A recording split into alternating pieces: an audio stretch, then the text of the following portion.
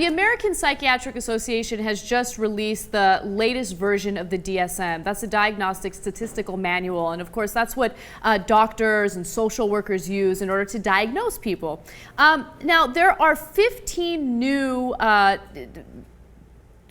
disorders included in this DSM, and one of the disorders is caffeine withdrawal. Oh, come on, dude. Which I have huge problems with. Look, I got huge problems with the whole thing. Every year there's like 15 new disorders. Yes. How many disorders can there be?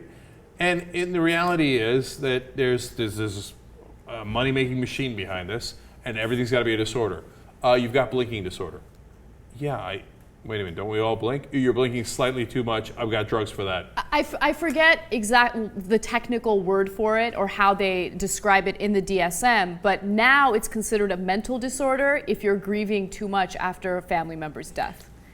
We used to call that really sad. Yes. Okay. So let me explain to you why this is problematic. I'm sure some of you already suspect the reasons. But they say that it's a withdrawal because the conditions are considered mental disorders when they impair a person's ability to function in daily life. So they're making the argument that, okay, if you're addicted to coffee, you stop drinking coffee, then you're gonna have the headaches and you're gonna have a hard time focusing, but that's fine, it's just coffee withdrawal. It doesn't mean that you need to be diagnosed with a mental disorder. And the reason why they want you to be diagnosed with a mental disorder is because pharmaceutical companies essentially want to prescribe you some sort of drug to help you with that. And by the way, they're not trying to create new drugs for that. They want to use existing drugs for off-label uses. So there are certain drugs that are used for off-label situations, like let's say Adderall, for instance. Oh, for Christ's sake, you're going to give Adderall for caffeine? No, this is different. Okay, this doesn't have to do with coffee, but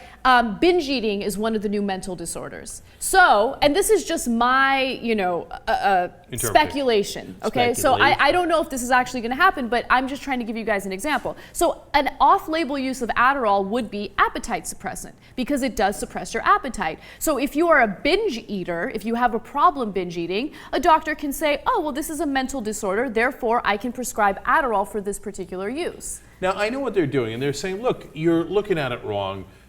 Mental disorder doesn't mean there's something terribly wrong with you. We're just defining it really broadly as something that interrupts your daily activities. But everything interrupts our daily activities. So what, you have a pooping disorder? Okay, that interrupted your daily activities, right? No, and the reason is that they're calling it a disorder is not just like a filing issue, like, oh, we just happen to call it that, don't get...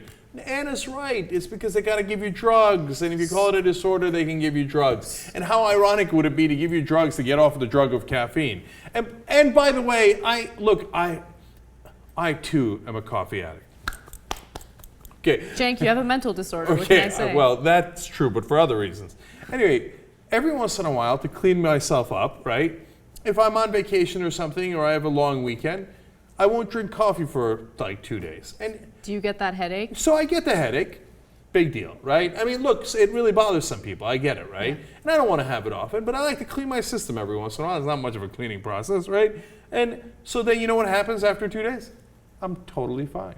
Okay, no. Maximum 2 days. So right? Your body is different. For me, it will literally take weeks to no longer feel the headaches and the consequences of no longer drinking coffee. It takes a long time. Then I got a drug. So you're supposed to, I know. So you're supposed to wean yourself off the coffee, but I don't want anyone to think that what we're saying is speculation. We actually have evidence to back up what we're saying because there is proof that pharmaceutical companies are tied to the panel that makes these decisions for the DSM. So the University of Massachusetts did a study on this. They actually investigated this to see how many members of this panel have ties to pharmaceutical companies, and here's what they found. And this is specifically for this DSM-4. The recent version is DSM-5, but I'm sure things haven't changed that much for the DSM-5. For the DSM-4, of the 170 DSM panel members, 95 or 56% had one or more financial associations with companies in the pharmaceutical industry. 100% of the members on the panel on mood disorders and schizophrenia and other psychotic disorders had financial ties to drug companies. That's relevant. Now, so that DSM is the thing that classifies the mental disorders? Yes. And it turns out, what, like 2/3 of the guys are getting paid by the pharmaceutical companies? 56%. 56%, yes. Okay. All right. Of course! So everybody's overprescribing everything. Everything's a mental disorder. It's stupid, and there's financial incentive to do it. Don't believe the hype. It doesn't mean that there aren't serious psychological disorders. There's a lot of them, and you should really get help and counseling for it. But don't use drugs as a crutch. It's a terrible idea, and they're trying to push you into that. Unfortunately, a lot of people are trying to push you in that direction for profit reasons.